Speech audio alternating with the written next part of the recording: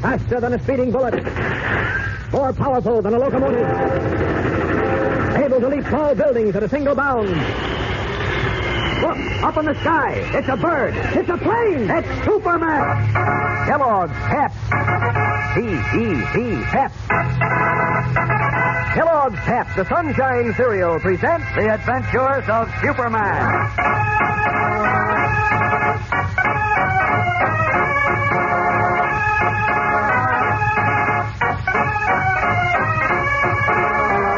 Today, as Clark Kent and his boss, Harry White, welcome Lois Lane's return, the girl reporter startles all with the sudden and astounding news that she is heiress to more than $1 million.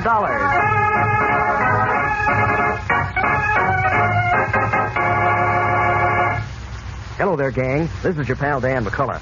You know, even though you fellas and girls are mighty fond of eating crisp, sunny-flavored Kellogg's Pep, you're not a bit sorry to see the box empty. Because, of course, you always know that Mom will get you some more of that super delicious whole wheat flake cereal double quick.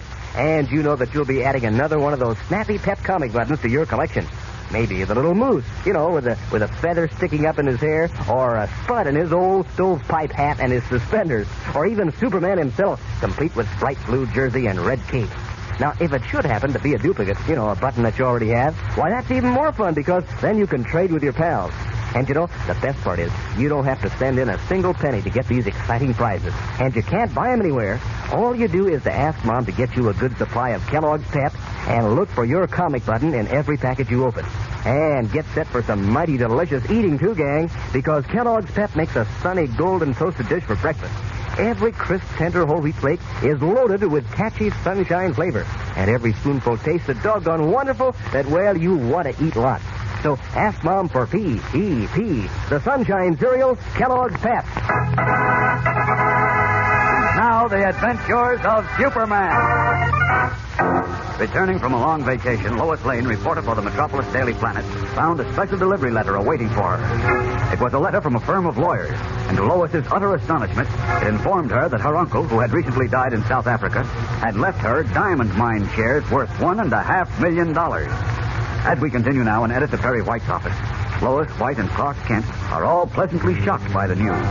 Then Kent, recalling a discussion with Lois, breaks up the ensuing excitement by saying, Well, it's all very wonderful, of course, Lois, but there's something I don't quite understand. What's that, Clark? Well, this letter says that your uncle just passed away. Yes. But you often said that your sister Diana was the only relative you had in the world. Well, that's what I always thought, Clark, but Well, now... obviously she was wrong. You had an uncle, all right, Lois, and a millionaire at that. I guess so. Allow me to congratulate you, Miss Lane. I presume you'll be resigning at once and buying a yacht, a mink coat, and a diamond tiara. Really, don't be silly. Now, wait a minute. Got the clowning for a minute, will you? Why? What's bothering you? Well, Lois, about this uncle of yours, what's his name? Let's see. Here it is.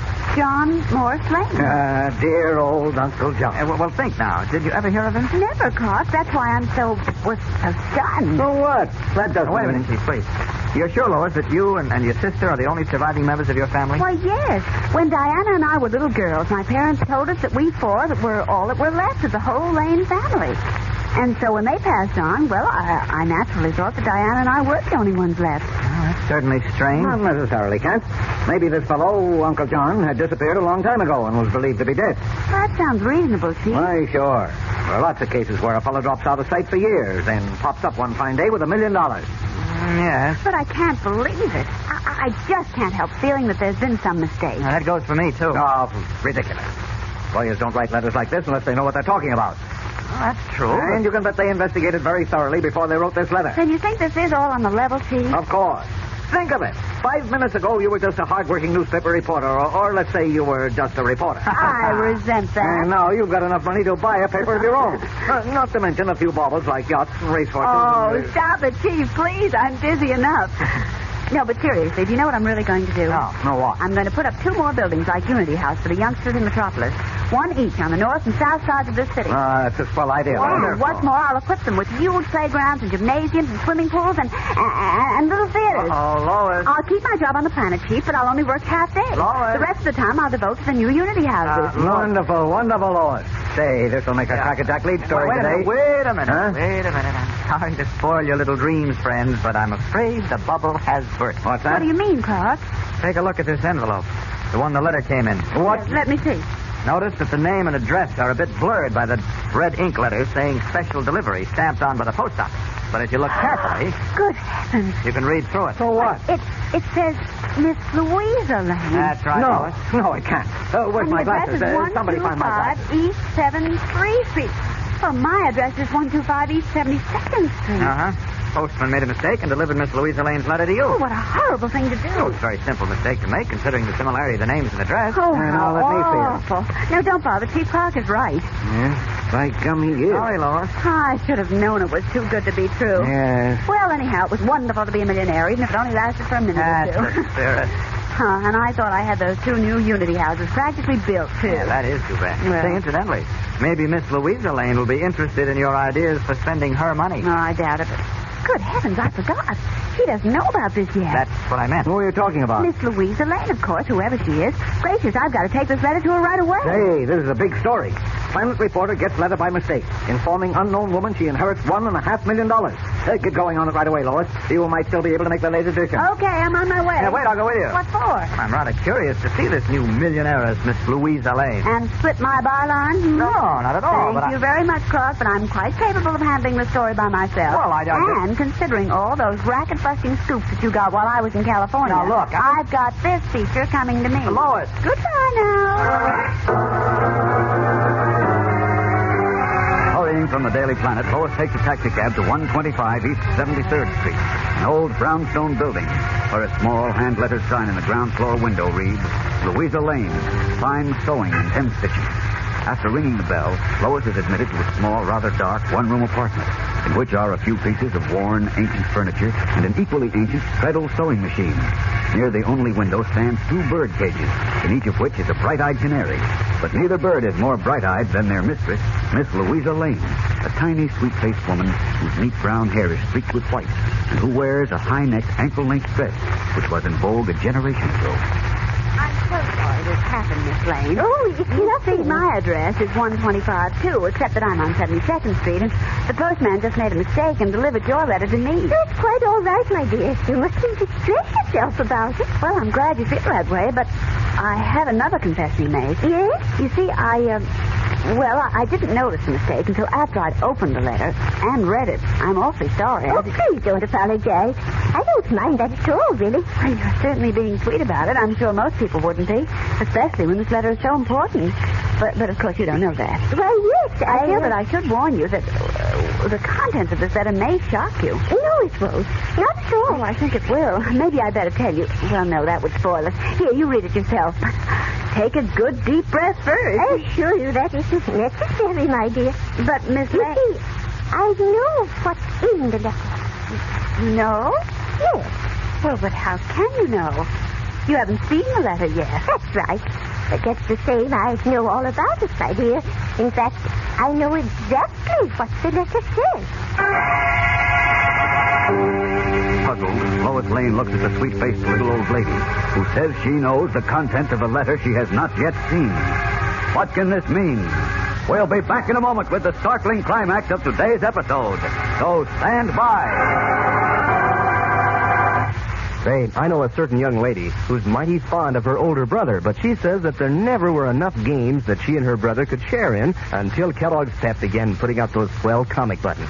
They're working on that exciting new series now, and they have a load of fun comparing notes on how many each one has collected and swapping duplicates, too. Yes, sir, both fellas and girls are getting a real kick out of these exciting prizes. You know, every single one of these 18 new Pep comic buttons has a true-to-life picture of one of your favorite funny paper characters, like Goofy and Beezy and Brenda Starr, Flash Gordon, and Superman, too. So you'll want to collect the whole series. And you can, too. Sure, easy as anything. You just ask Mom to get you a good supply of Kellogg's Pep. That's right. You don't have to send in any money, not even a box stop. And you can't buy these prizes anywhere. But inside every package of Pep you open, there's your new comic button, your exclusive prize. And say, for good breakfast eating, Pep's a prize package, too. So crisp and tender, so full up with that catchy sunshine flavor. You just show me the fellow or girl who can resist Pep's sunny toasted goodness. So hop to it, gang. Remind Mom to get you plenty of P.E.P., the sunshine cereal, Kellogg's Pep.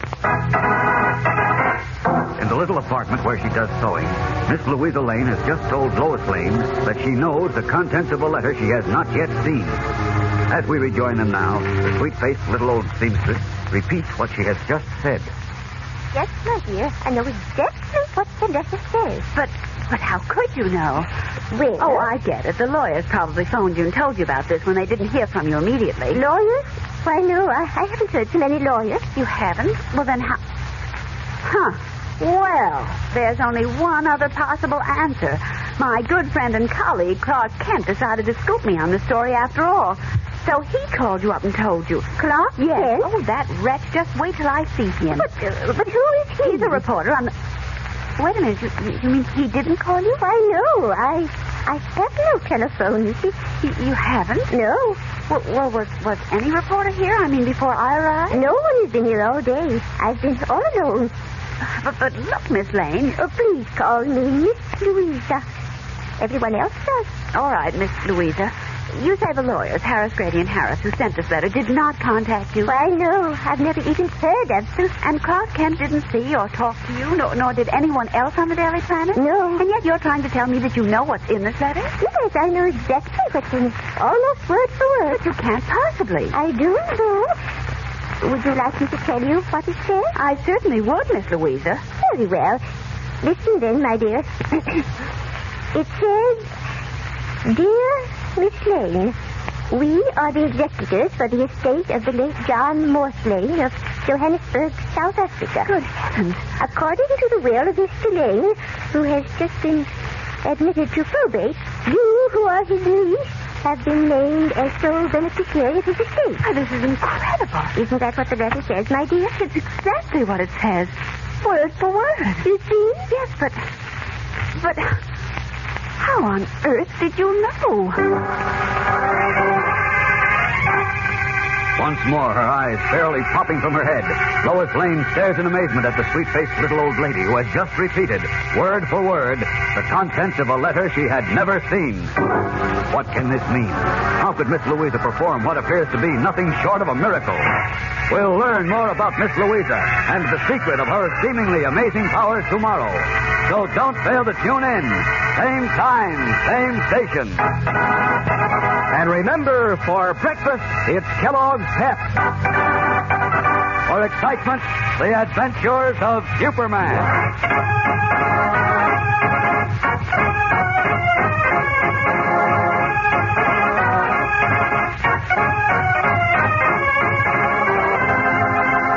Superman is a copyrighted feature appearing in Superman DC comic magazines and is brought to you Monday through Friday at the same time by Kellogg's Pep, the Sunshine Cereal.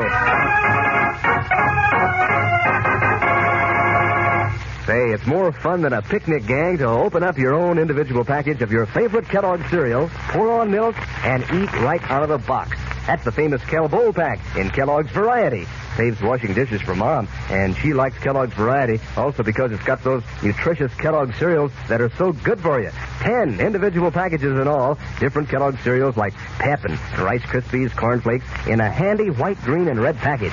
Just be sure it's Kellogg's. Kellogg's Variety. And be sure to be with us tomorrow for thrilling adventures of Superman. This is the Mutual Broadcasting System.